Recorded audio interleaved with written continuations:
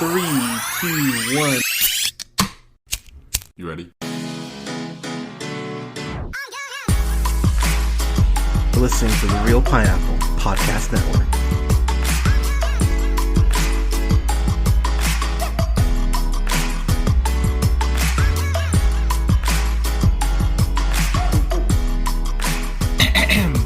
Good evening, everybody. Thank you so much for listening. This is the Real Pineapple. This is your humble host, Hunter, here.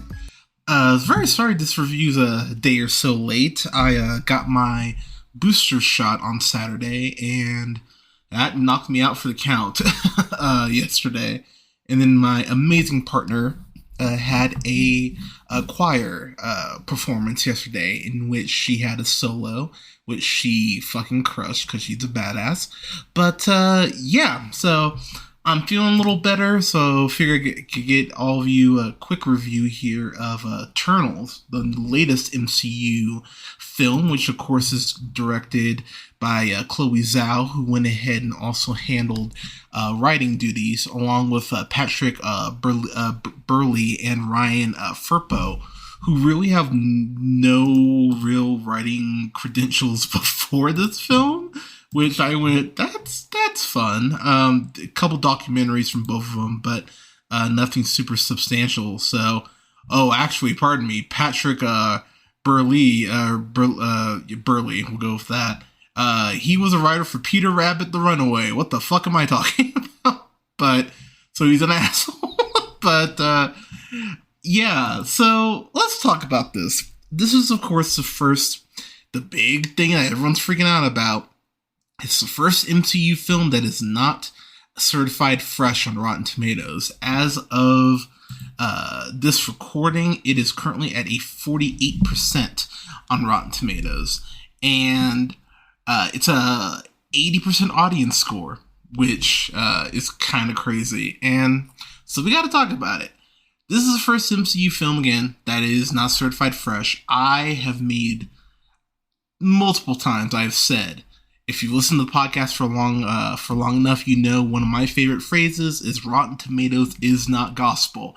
And in the case of Rotten Tomatoes here, 48% is way too low for this movie. This is a good movie, but it's bottom tier MCU. I'd say this is maybe bottom 5 even MCU, but I'll be honest, I'd have to really sit down and think about how I'd rank all the MCU films, but I digress. So, yeah, let's just kind of jump into what I like about this movie, and I'm going to try to dance around some elements as far as what the film's about, but the film stars Angelina Jolie as Thena, Salma Hayek as Ajak, Kit Harington as Dane Whitman. We will go back to him.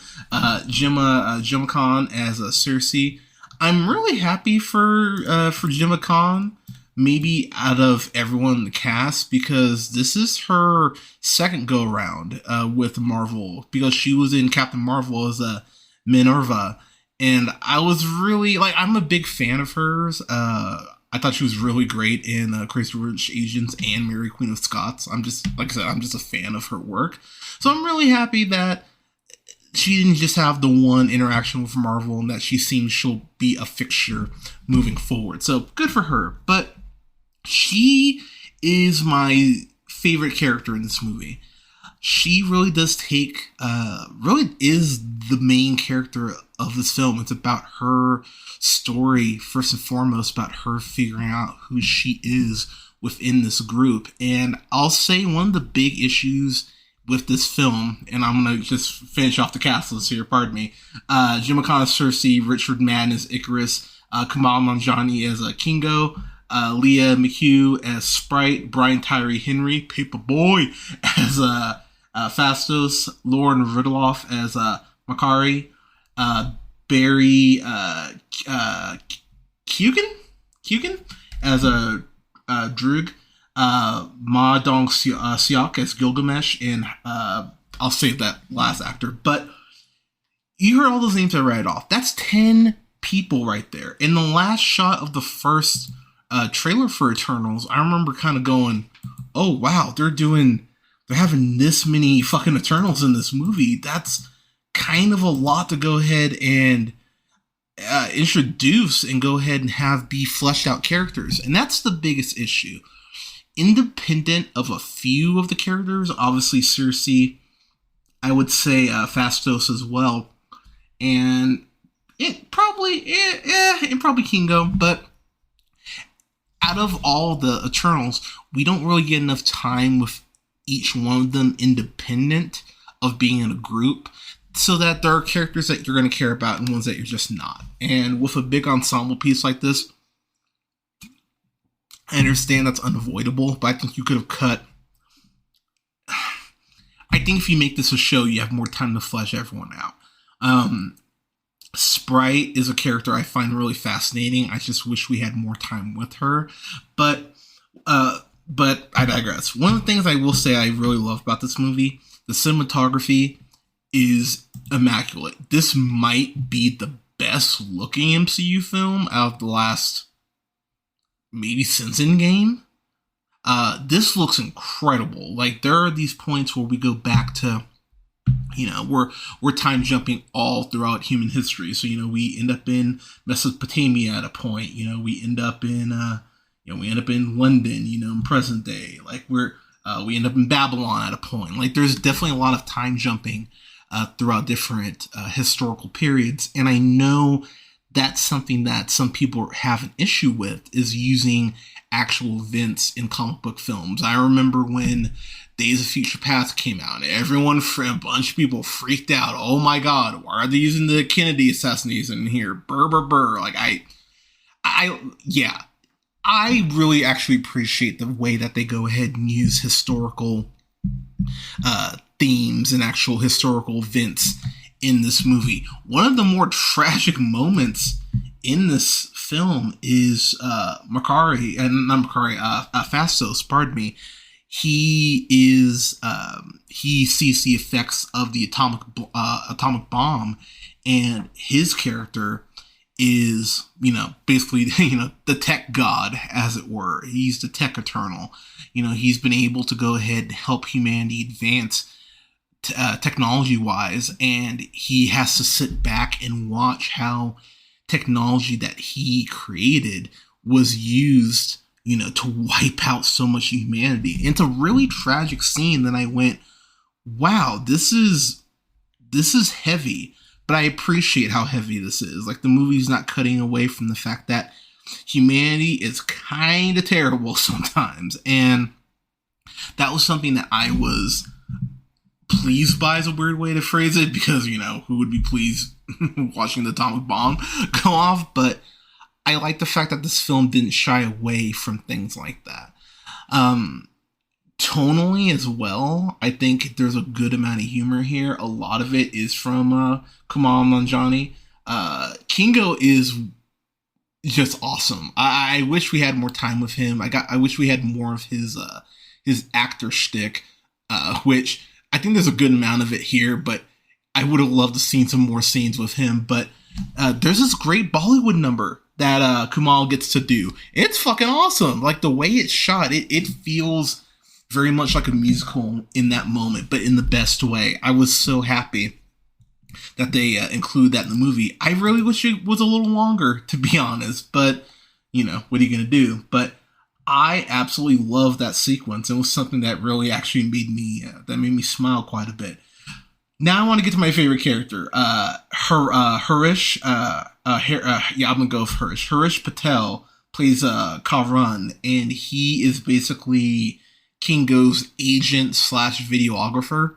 He's my favorite character in this fucking movie. He is so cool around these Eternals. Like, he's geeking out a little bit, but it comes across as so charming, and everyone is just kind of cool with him. Like, no one's giving him shit or going like, oh, you dumb human. Like, there's really none of that with him.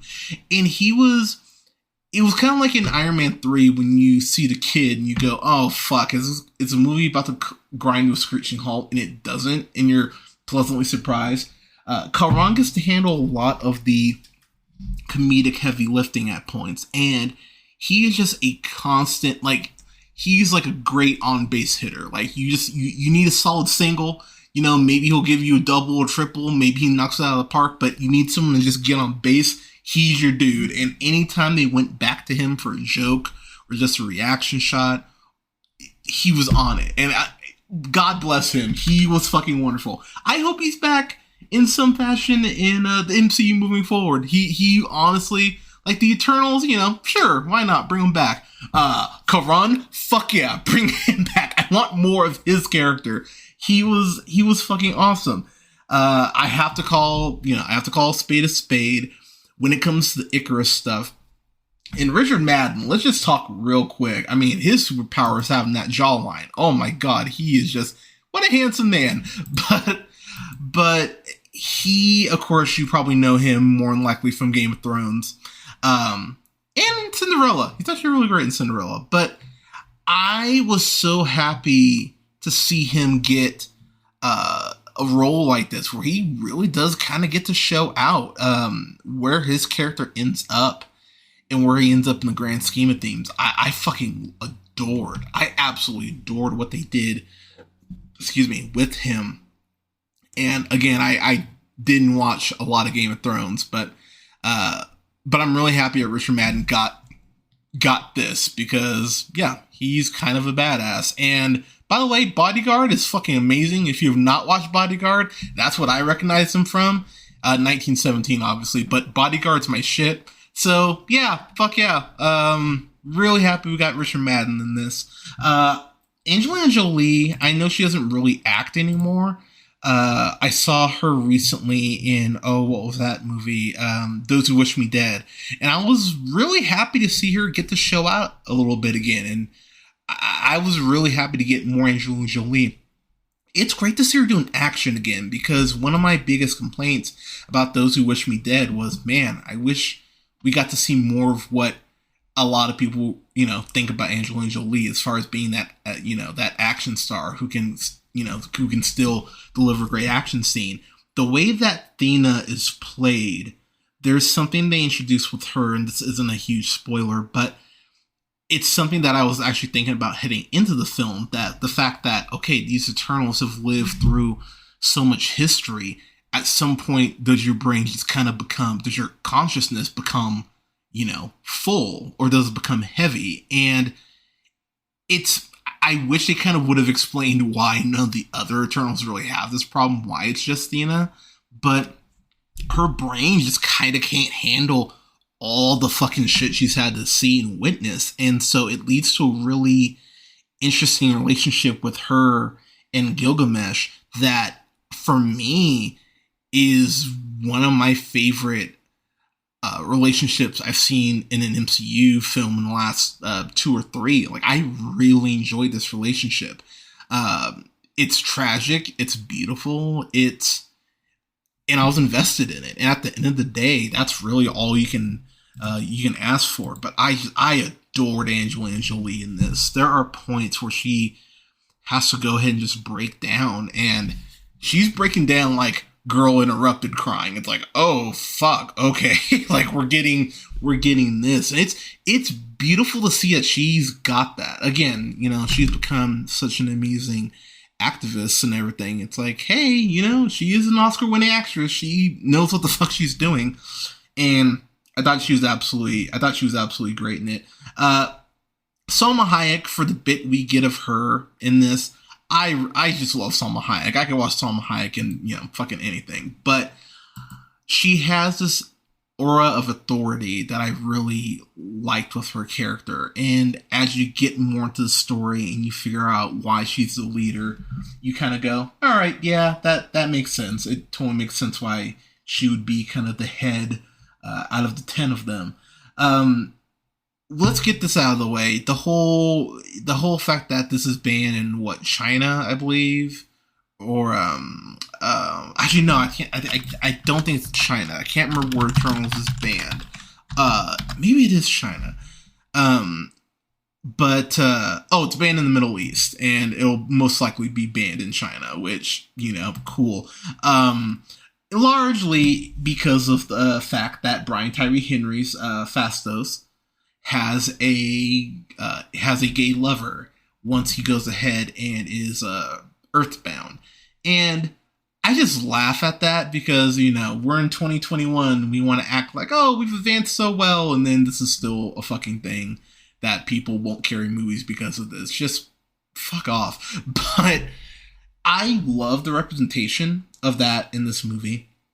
I cannot remember Phastos's partner's name, but they seem like they fucking love each other. For a little bit that we get with them, I love how he's built this life with his partner and their kid, and he's just playing dad who fixed his kid's bike, and I love that. I really love the way his earthbound relationship is, and I just wish we would have had another maybe 5 or 10 minutes of that, because that was the bit on Earth that I really was the most impressed with. I really enjoyed those aspects, and kind of similar to Tony Stark in Endgame, when the Eternals approach him like, hey man, we need your help, he rightfully so is kind of like, I'm good, because, you know, I have all of this now. I don't need to be, you know, a god or whatever. And it really actually lends some stakes to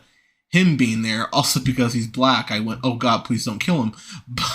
But I actually really appreciated his arc in that sense. Like, I really wish, again, I wish we would have gotten more of that. There is a red herring, and I will say without spoiling, there is a red herring for a character you kind of go, oh god, you're gonna be a son of a bitch, aren't you? Or you're gonna be a bitch. And then it ends up not happening. And I went, oh. And then, like, there's a point you're gonna figure out, okay, this person probably is up to something shady. And while you might figure out who it is or what's going on, the way it's executed, I really enjoyed. And it's like, oh, okay, this is kind of fucking tragic. It's very Greek mythology in that sense. And the more stuff goes on, it kind of gets almost more Greek as the film unfolds. And then the last thing I'll say before I kind of get to my final thoughts here, the other big reason, dumb reason, might I add, that some people are going to just hate this, is not just because, oh, there's two men kissing, oh, get your torches, but because this movie, it's almost a critique of religion and almost a celebration of humanity. And that's really all I can say without getting fully into spoilers, but when you see it, you're going to go, oh, I get what Hunter's talking about. And I was sitting in the theater with, in between my partner and her friend Jessie. Jessie's my friend too. Love you, Jessie. But I was sitting in between them, and I just started laughing at this point because there's a certain line in this certain thing that's done, and I went, "Oh fuck, some people are gonna hate this shit." And again, I don't care. I find it very interesting what the film was actually asking, but I really do believe some people are just going to go, yep, fuck you and fuck this and fuck Disney and fuck Marvel and brr. Like, I really believe some people are going to leave the theater feeling exactly like that.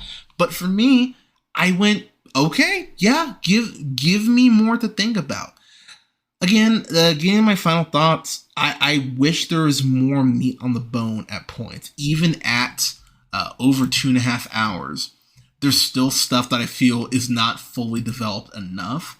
But at the same time, I was never sitting there thinking, oh yeah, like I'm wasting my time or anything like that. I thought the film was actually paced really well. I know some people said they felt a length or they felt a lag. I personally didn't. I was engaged the whole time. The visuals, some of these fights are really well done. I thought the last fight that occurs, is quite incredible. I really love the way that was shot and how that was framed. This is a second film in about 7 weeks where there's been a great fight scene within a forest. There's this great fight scene in this forest of all these Eternals in the Deviants, and goddamn, that scene was fucking badass. I forgot to mention it earlier, but let's call a spade a spade. Icarus. Chloe Zhao even said that Icarus, as far as how he was shot and everything, was very much influenced by Man of Steel. And my God, there are a couple Man of Steel shots where I went, all right, my dislike for Snyder, I've never tried to hide it, but there are some shots that went, wow, you clearly just watched Man of Steel and went copy, paste. So there are some shots here that if you're a Snyder fan, you're gonna go, oh, yep, recognize that one. Nope, yep, there's that one. So, but I love the way Icarus flies because since he's not, an Iron Man or a Captain Marvel, because he's not super powered, there's this weight to his flying and the way that he flies and his movements that I think that the heroes, that the typical Marvel hero doesn't have. And I found that really interesting. As a god, it kind of does make sense. He would obviously fly differently, but I really enjoyed a lot of the stuff with Richard Madden as far as his fights. But I will say stay for both mid-credits, or stay for the mid-credit scene, and there's a post-credit scene. Both are horribly important, and I will probably end up doing I might do a spoiler review, but I will just say I'm very excited for where they're going. If you know anything about Kit Harington's character, you'll be very excited, and I will just leave it at that. But as far as a grade, I'm going to give this... I'm going to give this a B-. I think I saw this at a full price, like at 7:30 at night. While I didn't feel like I was ripped off or anything like that, if I had seen this on an early matinee, like on a Saturday morning, I would have been like, yeah. So, yeah, I think most people, I think this will play better on a rewatch, personally, but for me, yeah, I'm right at a B- for it. Like I said, I would have liked to have seen some characters developed a little better in order to go ahead and get to a B, but between the cinematography, between the score, I thought the score was fucking epic. But between the score and the cinematography and the way the film's directed to the high points I did have with certain characters, it's enough to get to a B- for me. So, yeah. But Eternals, what did you think of it, everyone? Where do you land? I'm curious, because I know some people who hate this fucking movie, which I never felt hate, by the way. But I also know some people who, like my partner, she gave an A-. So I was like, oh, okay, baby. Like, all right. But where you land, let me know in the comments. You can follow yours truly on the Twitter at jhunterrealpineapple. You can follow Scott on Twitter at Nearman1st. Don't forget to like, share, and subscribe. You can find us on SoundCloud, Apple and Google Podcasts, Podbean, Stitcher and iHeartRadio, Spotify, Amazon Music, and TuneUp at The Real Pineapple. And you don't forget to like both our pages on Facebook at Real Pineapple Games.